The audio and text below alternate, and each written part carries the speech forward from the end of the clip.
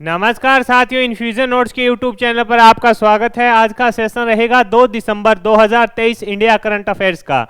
इस सेशन में साथियों जितने ही महत्वपूर्ण प्रश्न बने हैं इंडिया करंट अफेयर से संबंधित वो मैं आपके साथ शेयर करूंगा। साथ ही उन प्रश्नों से जुड़े जो महत्वपूर्ण तथ्य होंगे उनकी भी जानकारी मैं आपके साथ साझा करूंगा। और अंत में साथियों अपने 5 महत्वपूर्ण क्वेश्चन देखेंगे इंडिया जीके के, जो किसी न किसी पुराने एग्जाम में आए हुए होंगे। सेशन पसंद आए तो इसे लाइक व शेयर जरूर कीजिएगा दोस्तों। इन्फ्यूजन नोट्स के यूट्यूब चैनल को लाइक व सब्सक्राइब कीजिएगा। वीडियो के डिस्क्रिप्शन में पीडीएफ का लिंक लगा दिया जाएगा, वहां से आप आसानी से पीडीएफ डाउनलोड कर पाएंगे। शुरुआत करेंगे साथियों सेशन की। पहला क्वेश्चन आपके सामने है, आपसे पूछा गया है और ये मोस्ट इंपॉर्टेंट क्वेश्चन रहेगा साथियों आज के दिन का। आपसे पूछा है बालिका शिक्षा में उत्कृष्ट योगदान के लिए किसे world innovation summit for education wise पुरस्कार से सम्मानित किया गया? लिख लो, छपेगा। आगामी प्रतियोगिता परीक्षा में एक मोस्ट इंपॉर्टेंट क्वेश्चन रहेगा। आपसे पूछा गया है कि हाल ही में बालिका शिक्षा में उत्कृष्ट योगदान देने के लिए किसे world innovation summit for education यानी वाइज पुरस्कार से सम्मानित, वाइज के द्वारा है जो इन्हें पुरस्कार से सम्मानित किया गया। तो आंसर हो जाएगा सफीना हुसैन को। बालिका शिक्षा में उत्कृष्ट योगदान देने के लिए हाल ही में किसे वाइज पुरस्कार से सम्मानित किया गया? तो आंसर हो जाएगा सफीना हुसैन को सम्मानित किया गया। मोस्ट इंपॉर्टेंट क्वेश्चन है साथियों आज के दिन का। ये देखिए, ये है सफीना हुसैन जिनको वाइज पुरस्कार मिला है। ये इन्होंने ऐसा क्या किया कि इन्हें यह पुरस्कार दिया गया? तो आंसर होगा साथियों, इन्होंने जो बालिका शिक्षा है उसको बढ़ाने के लिए बेहतरीन तरीके से कार्य किया है। इन्होंने एक अपनी संस्था बना रखी है जिसके माध्यम से दूर दराज व ग्रामीण क्षेत्र के अंदर जो बालिकाएं शिक्षा से वंचित रहती हैं उन तक पहुंचकर उनको बेहतरीन तरीके से शिक्षा देने का कार्य कर रही है। ये एजुकेट गर्ल्स की संस्थापिका है, यानी ये जो एजुकेट गर्ल्स एक संस्था है उसकी संस्थापिका है। कौन है? सफीना हुसैन। इन्होंने शिक्षा को बढ़ाने के लिए बेहतरीन कार्य किया है जिसके चलते इन्हें यह पुरस्कार दिया गया। यानी इन्होंने साथियों बालिका शिक्षा को ज्यादा महत्व दिया है। दूर दराज के क्षेत्र में जहां पर बालिकाओं तक शिक्षा नहीं पहुंच पाती उनको बढ़ाने का इन्होंने विशेष कार्य किया है। ये जो एजुकेट गर्ल्स संस्था है इसकी स्थापना है जो साथियों 2007 के अंदर की गई थी। इंपॉर्टेंट क्वेश्चन है, आगामी प्रतियोगिता परीक्षा में आपको ये क्वेश्चन 2 नंबर देके जा सकता है साथियों। आगे बढ़ेंगे, अगला क्वेश्चन आपके सामने है। आपसे पूछा गया है फ्रांस का सर्वोच्च नागरिक सम्मान, फ्रांस का सर्वोच्च नागरिक सम्मान कौन सा? द लीजन ऑफ ऑनर से किसे सम्मानित किया गया? आज का सेशन साथियों काफी इंटरेस्टिंग सेशन रहेगा। इसमें आपको जो भी क्वेश्चन मिलेंगे आगामी प्रतियोगिता परीक्षा में आपको क्वेश्चन देखने को मिल सकते हैं। आपसे पूछा गया है फ्रांस का सर्वोच्च नागरिक सम्मान द लीजन ऑफ ऑनर से किसे सम्मानित किया गया है? तो आंसर रहेगा वी.आर. ललिता बिंका को। वी.आर. ललिता बिंका है, इनको सम्मानित किया गया है। किनको सम्मानित किया गया है? वी.आर. ललिता बिंका को सम्मानित किया गया है। इन्होंने ऐसा क्या किया था जिसको चलते फ्रांस के सर्वोच्च नागरिक सम्मान से सम्मानित किया गया? ये वी.आर. जो ललिता बिंका हैं ये साथियों इसरो के अंदर वैज्ञानिक हैं। इन्होंने इसरो की वैज्ञानिक के रूप में कार्य किया था, इसरो के वैज्ञानिक के रूप में कार्य किया था। और इस दौरान इन्होंने साथियों भारत व फ्रांस के बीच जो अंतरिक्ष व विज्ञान से संबंधित जो रिश्ते थे उन पर बेहतरीन तरीके से कार्य करे। दोनों के जो बीच अंतरिक्ष व अनुसंधान के कार्य थे उसमें काफी एक दूसरे को काफी मिलाए है, यानी एक दूसरे को एक साथ लेकर आए हैं, जिसके चलते इन्हें साथियों फ्रांस का सर्वोच्च नागरिक सम्मान द लीजन ऑफ ऑनर से सम्मानित किया गया। इंपॉर्टेंट क्वेश्चन है, पूछा जा सकता है। ये देखिए, भारत फ्रांस के बीच अंतरिक्ष साझेदारी को बढ़ावा देने के लिए उन्होंने अहम योगदान दिया था। यानी अंतरिक्ष से संबंधित जो साझेदारी थी उसको बढ़ाने के लिए उन्होंने अहम योगदान दिया था, जिसके चलते इन्हें यह पुरस्कार दिया गया। अगला क्वेश्चन आपके सामने है साथियों। आपसे पूछा है आपदा प्रबंधन पर 6ठा विश्व कांग्रेस का आयोजन किस राज्य में किया गया? आपदा प्रबंधन पर 6ठा विश्व कांग्रेस का आयोजन है जो किस राज्य में किया गया? तो आंसर हो जाएगा उत्तराखंड के अंदर किया गया। कहां पर किया गया?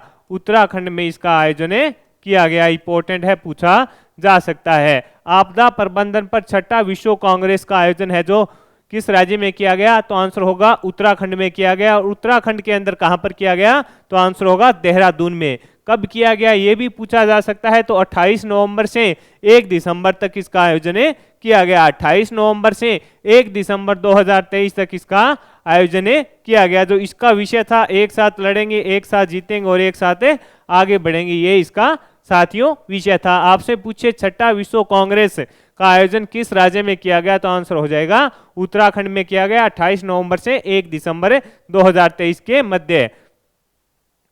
आगे बढ़ेंगे साथियों, अगले क्वेश्चन पर बात करेंगे। अगला क्वेश्चन आपके सामने है, हाल ही में नोबेल शांति पुरस्कार विजेता हेनरी किस्जर का निधन हो गया। इनका संबंध किस देश से था, कि हाल ही में नोबेल शांति पुरस्कार विजेता हेनरी किस्जर का निधन हो गया, इनका संबंध किससे था, तो ये इनका संबंध है जो साथियों किससे था, अमेरिका से था। और इनको है जो साथियों शांति का नोबेल पुरस्कार भी मिला हुआ है। ये इनका फोटो है, पूर्व विदेश मंत्री थे, इनका 29 नवंबर 2023 को निधन हो गया। 1973 में इनको शांति का नोबेल पुरस्कार मिला हुआ है। यानी ये अमेरिका में पूर्व विदेश मंत्री के रूप में कार्य कर चुके हैं और 29 नवंबर 2023 को इनको निधन हो गया है। 1973 के अंदर इन्हें शांति का नोबेल पुरस्कार मिला है। तो क्वेश्चन इंपॉर्टेंट है साथियों, पूछा जा सकता है आपसे।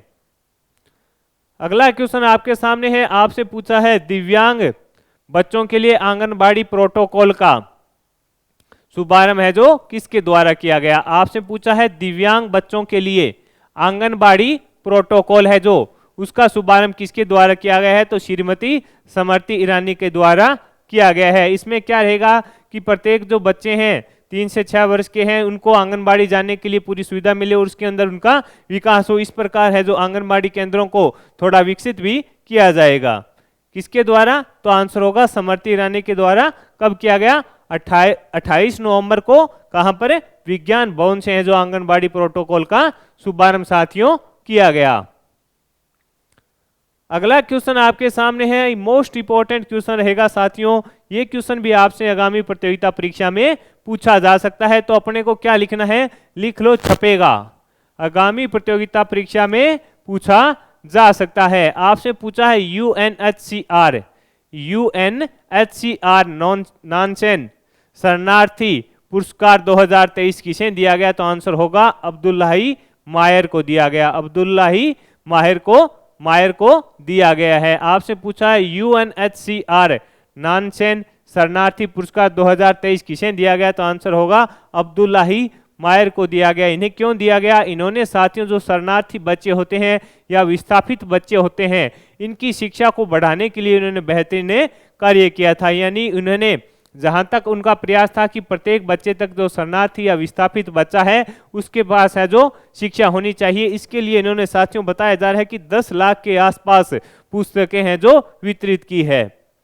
सोमाली शरणार्थी अब्दुल्लाही मायर ने विस्थापित बच्चों के लिए शिक्षा के अधिकार की वकालत करने वाले अनेक कार्य किए थे, जिसके चलते इन्हें ये पुरस्कार दिया गया है। ये देखिए बच्चों में है जो पुस्तकें ये बांट रहे हैं, करीब बताया जा रहा है 10 लाख के आसपास पुस्तकें इन्होंने वितरित की है।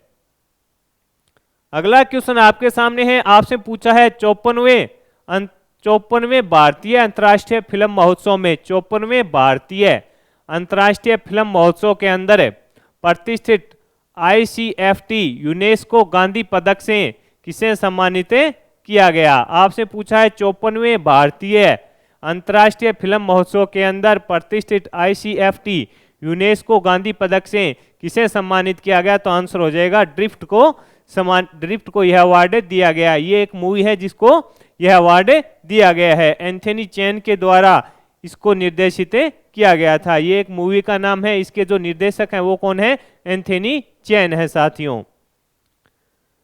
अगला क्वेश्चन आपके सामने है कि हाल ही में किस राज्य में ग्राम पंचायत बैंकिंग के लिए अम्मा बैंक लॉन्च किया है। आपसे पूछा है कि हाल ही में किस राज्य के अंदर ग्राम पंचायत बैंकिंग को बढ़ाने के लिए अम्मा बैंक किसके द्वारा लॉन्च किया गया है, तो आंसर हो जाएगा ओडिशा। कहां पर है, ओडिशा के अंदर साथियों इसको लॉन्च किया गया है। आपसे पूछे इसका उद्देश्य क्या है, तो इसका उद्देश्य रहेगा कि प्रत्येक व्यक्ति को जो भी बैंकिंग से संबंधित जरूरतें होती है उनकी पहुंच प्रत्येक व्यक्ति तक हो, यानी राज्य के अंदर प्रत्येक व्यक्ति तक है जो बैंकिंग की जो सुविधा है वो मिले और उसकी पहुंच रहे।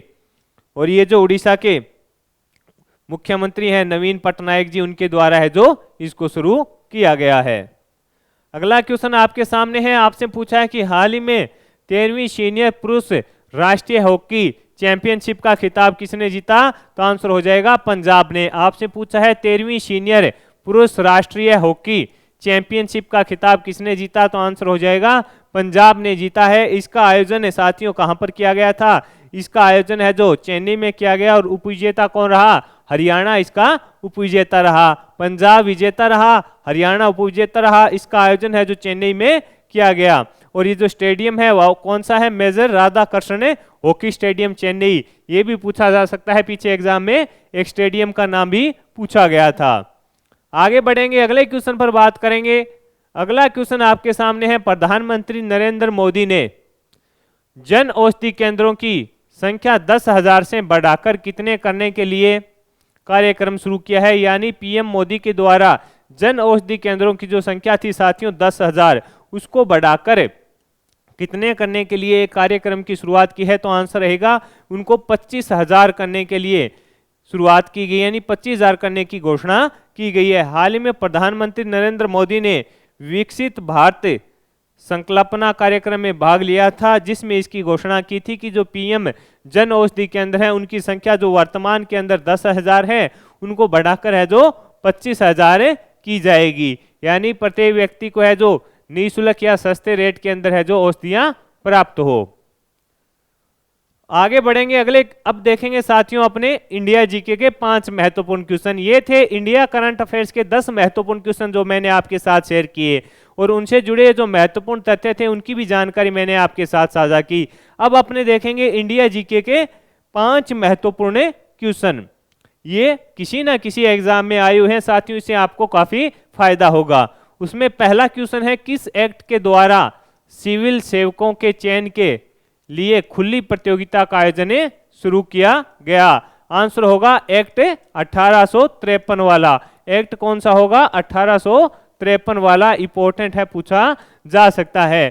किस एक्ट के द्वारा सिविल सेवकों के चयन के लिए खुली प्रतियोगिता का आयोजन किया गया था? एक्ट 1853।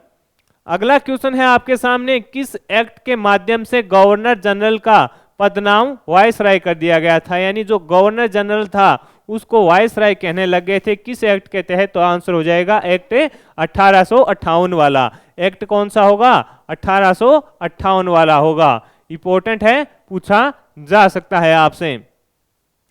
अगला क्वेश्चन है, किस कानून के द्वारा भारत में ईस्ट इंडिया कंपनी का शासन समाप्त हुआ था? आपसे पूछा है किस कानून के द्वारा भारत के अंदर ईस्ट इंडिया कंपनी है उसका शासन समाप्त हुआ था? तो आंसर होगा गवर्नमेंट ऑफ इंडिया एक्ट 1858 वाला। गवर्नमेंट इंडिया एक्ट कौन सा?